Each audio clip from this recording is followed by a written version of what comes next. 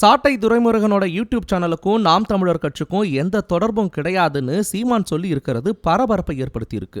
நாம் தமிழர் கட்சியுடைய கொள்கை பரப்பு செயலாளரா இருக்கிறவரு தான் சாட்டை துரைமுருகன்.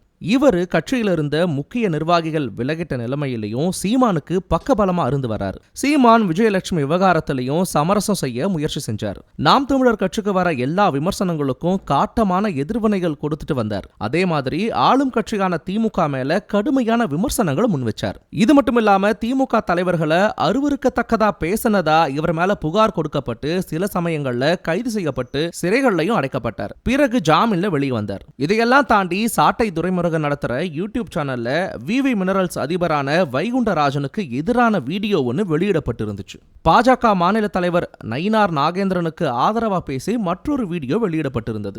வைகுண்டராஜனும் சீமானும் நெருக்கமானவங்கன்னு சொல்லப்படுது. இந்த நேரத்துல தான் நாம் தமிழர் கட்சியுடைய ஒருங்கிணைப்பாளர் சீமான் முக்கிய அறிவிப்பு ஒன்ன வெளியிட்டிருந்தார். அதுல திருச்சி துரைமுருகன் நடத்துற யூடியூப் சேனலுக்கும் நாம் தமிழர் கட்சிக்கும் எந்த தொடர்பும் கிடையாது. அந்த யூடியூப் சேனல்ல வர கருத்துக்கள் செய்திகள் எல்லாமே அவருடைய தனிப்பட்ட கருத்து. அந்த கருத்துகளுக்கும் செய்திகளுக்கும் எந்த வகையிலையும் நாம் தமிழர் கட்சி பொறுப்பு ஏற்காதுன்னு சொல்லியிருக்கார். சீமான் வெளியிட்ட அறிக்கையை சாட்டை துரைமுருகன் தன்னுடைய சமூக வலைதள பக்கத்துல பகிர்ந்திருக்கார். கடந்த காலமா சாட்டை துரைமுருகனோட பேச்சு சர்ச்சையை ஏற்படுத்த நிலையில அவரை கட்சியிலிருந்து சீமான் நீக்கிட்டு மறுபடியும் சேர்த்துக்கிட்டது குறிப்பிடத்தக்கது.